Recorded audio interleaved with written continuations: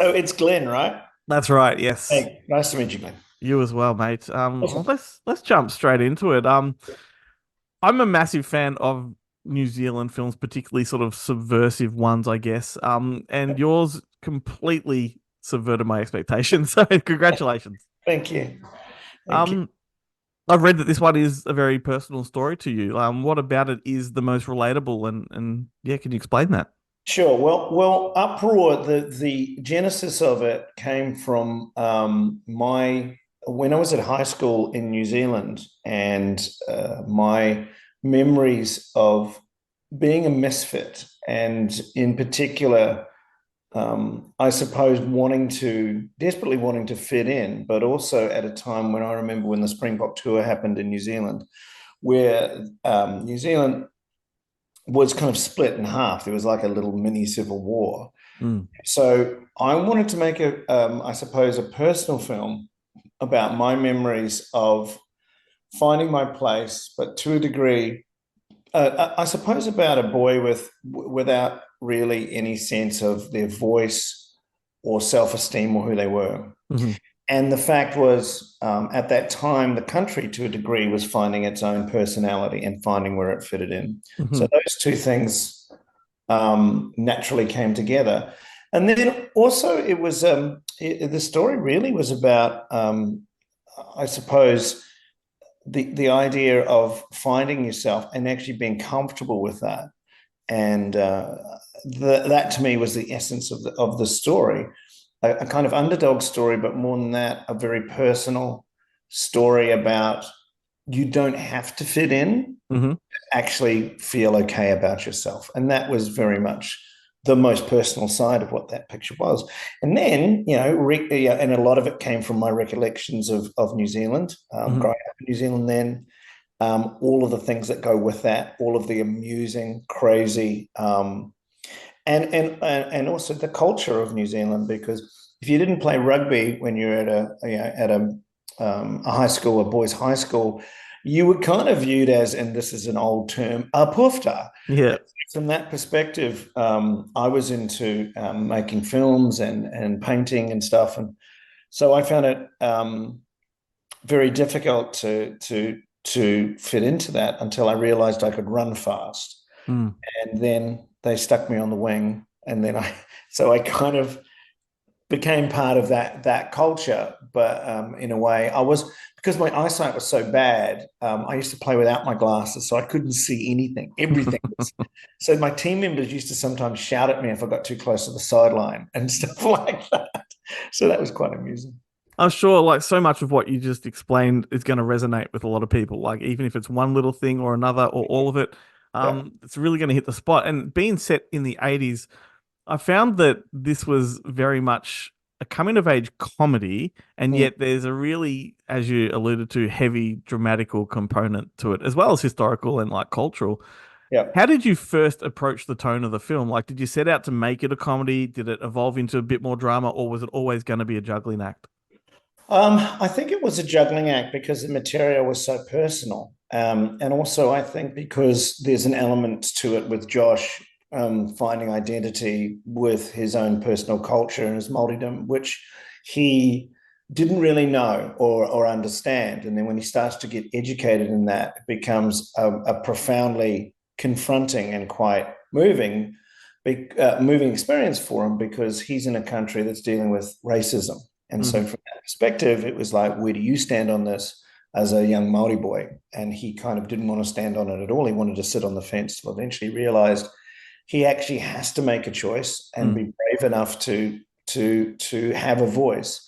But that being said, the film also for me was about very much the real humor of not only that time, the awkwardness of that time, but also the dynamic between himself, his brother, his teacher, Hmm. Madigan, wonderfully played by Rhys Darby. And from my memory, that teacher was a really important thing for me. It was an art teacher at my school who in a strange way, vicariously experienced what I was going through learning about art, and at the same time, it was something that was important to them because as teachers, it was actually exciting for them to meet somebody else who actually was as passionate as they were to teach it as they Yeah. learn it. So that was an interesting thing as It's a well. very interesting performance from Rhys Darby too, because it's Yeah, very much got his trademark, Darbyisms, if you will, but a lot more complexity and depth yeah. than a lot of people are probably used to with him. What was he like to work with? Was he on board from the start? Did he really, did he connect with this story? Yeah, no, he connected totally with the character of Madigan because he had an art teacher and drama teacher who taught him at school, so he channeled that teacher, Hmm. so he remembered what he was like, and he loved the idea of playing that character, and I think from Rhys's point of view, he's a very fine actor, and I think a lot of what Rhys has done, particularly lately with some of his more of the studio pictures and stuff, he's inclined to, play bigger and broader characters. Hmm. But he's actually a really fine actor and has a lot of complexity, and that's why people really love his performance in this picture because it's quite moving, it's Yep. funny, but it's a lot. How could I say it? There's a lot more depth and sophistication to what he can show in this, and it's the same with Julian Dennison. Hmm. Nobody's really seen Julian in a role this complex, and he's marvelous in that. And it was a big thing for Julian to take on this role, and possibly this was something you were going to ask me. But Julian, when you talk about self-esteem, when you talk about identity, it's enormously personal for Julian. Hmm. When Julian read the script, spoke to me, he said, "Look, I am you, and you are like me." So we totally understood the core of the vulnerability of it, and it was amazing that he was so brave in what he Yeah. did, and extremely exciting because nobody's really seen. Everybody's seen, his marvelous performance in Hunt for the Wilder People and Mm. stuff, but I don't think anybody really could see. Well, now they do see how great he is and how wonderful a true actor he is, and the depth of it.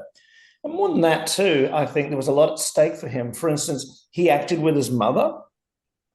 His mother plays Tui in the picture. That's actually Right. mum. Amazing. It's the first time they'd ever performed together. So that was a very moving and cathartic thing for him as well. Yeah.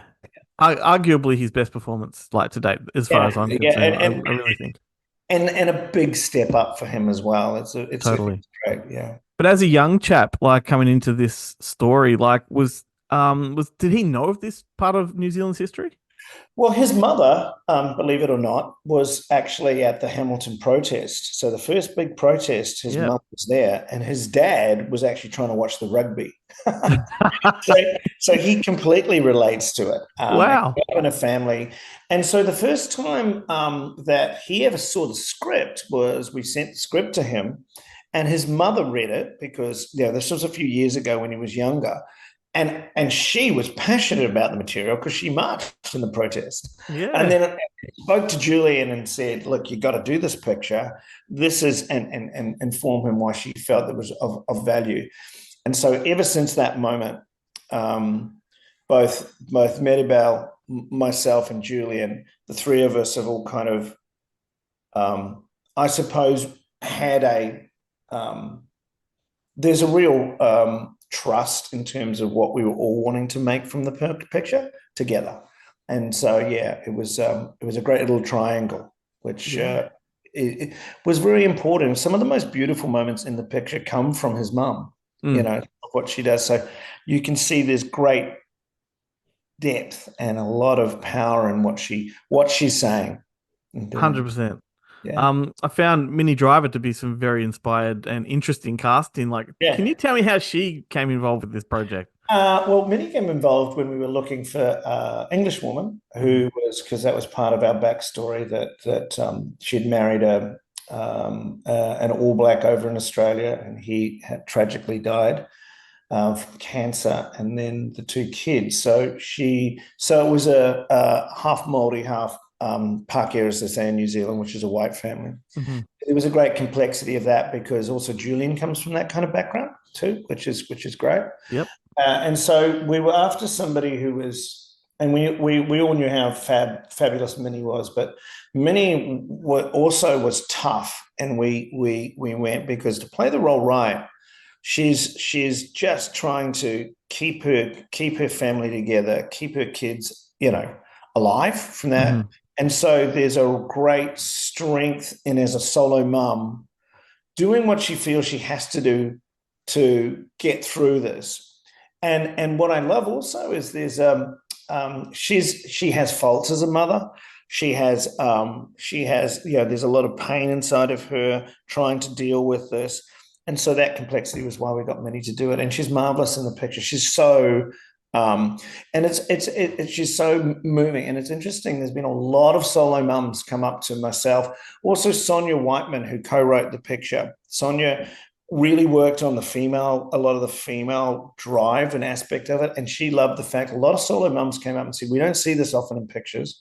And we love the fact that the complexity and the difficulty of being a mum raising two boys. There's something in there that's I think that's powerful and very, very honest. Hmm. And I think a lot of particularly, as I'm saying, mums today see this role and it really resonates with them. So yeah, For sure. There's a particularly powerful scene when she just sort of lets loose on oh yeah, Julian's character, and it's like, wow, like it really it doesn't I wouldn't say it brings the film to a screeching halt, but it really changes the trajectory of the film. Like, yeah, it slaps you in the face because you kind of yeah. go, okay, I understand this, and you're sitting right with Julian, right where Julian's character is, Josh, going, well, what Mm, do you mean? Why are you so angry with me? yeah. Also see that, for instance, Minnie's a solo mum. Hmm. Minnie, and I think there was a lot of depth that she brought to that character. And I love her for that in the picture because the film is honest. There's a brutally honest quality to it, but ultimately, one of the most beautiful scenes in the film, they're kind of reconciliation to a degree or an understanding in that car Hmm. only has its power because of the scene before it where she where Yep. she where she goes him. So yeah, there's great complexity to that. Completely. I did read somewhere, I don't know if I'm mistaken, but it was originally titled One War. Is there a What no, what no, one winter. One Winter? Okay. One winter. Yeah, Was because there a story behind that name change?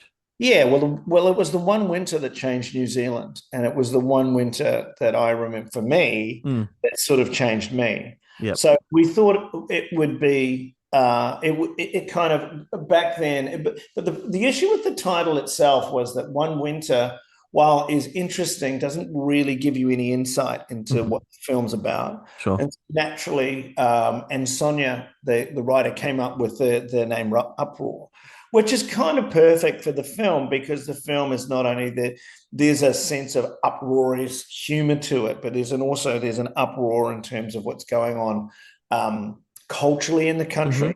And I also think just when you put that in the context of the picture, it feels right for it too. Mm, Yeah. yeah, 100%. Look, before I wrap up most interviews, I like to just ask some questions a little off the cuff, and I'm wondering what films you gravitate towards when you're in your downtime. Well, I grew up because this is my fifth feature, but I grew up making sort of art movies and Hmm. stuff. So I love like Tarkovsky and like Kieslowski and that kind of European cinema. But the other thing too is that I'm a huge fan of even the Coen brothers as Yeah. well, and one of the most beautiful films that I had seen in a while is a film called Manchester by the Sea, which is a few Oh, years ago. yeah. And again, that's again complex and beautiful, and but The Holdovers, for instance, when I was in the Toronto Film Festival, I love that film. It was So great. beautiful. Yeah, that's my Yeah, favorite film of last year. yeah, and you know what I mean? And it's kind of interesting because it's complex and it's great piece of entertainment and a great piece of writing. So Yeah. yeah, so there's a whole variety, but I began with those kind of art movies. And as I've matured, I've kind of, how can I say, I've chilled out a bit and Yeah. entertaining as well. So Yeah, I that's mean you've got to. Like, that's the thing, and particularly New Zealand cinema as well. Like, entertainment is part of the package. Yeah, I mean, that's the great thing we found with Uproar was because not only of how it's been viewed and reviewed, but Mm. also audiences have really responded to the picture, and particularly in New Zealand, it was number one for a while there, and it's done well for us from a box office perspective. It's now we're excited to see how the world sees it, and for instance, it gets released in America on March the 15th. So it's exciting. We've got a theatrical release over there too. So I look forward to seeing how people over there react to it. But yeah. and I look forward to seeing what else comes from you, next. I really love this one. I thank you so much for adding this film to my list of favorite New Zealand films. So Oh, fantastic. And thank you, man. And a pleasure. Thanks a lot. Chugga, chugga, chugga, chugga. Big black engine coming through. Josh, I've started an amateur drama club at lunchtime. Well, there's 4 of us, so it's not big, but still. Why are you asking me? I just thought it might be something you'd enjoy. 5 things, 5 things, 5 things, 5 things. Food. Bread. Yes. I think you should coach the team. Homo? Was that a question or a statement? What? Was it a question like, am I a homo, or was it a statement like, you're a homo? Performing arts sounds like a secure career move. Madigan says I'm a good actor. Oh, does he? And you are not crap, Josh. Well, Any behaviour that threatens our ideal will not be tolerated. Prambo, come join us. I'm not really a much, more of a sitter. You can't be like that. Out here's the real world. It's different, so you've got to be different. I didn't know all that about your people. Darling, they're your people too. You know how to work that thing? Yeah, I think so.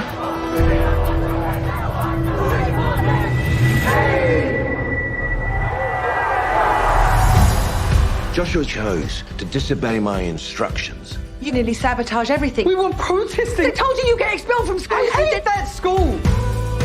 I'm a Māori surrounded by white kids. You don't know what it feels like to not fit in. It's hard and you can't do the thing that makes you, you. You got one job, love. You do whatever I need you to do to keep this family together.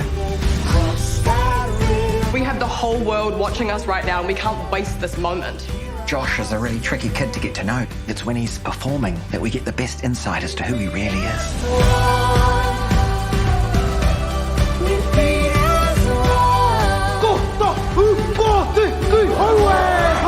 We all have our stories. They're not there to pull us down. They're there to push us forward.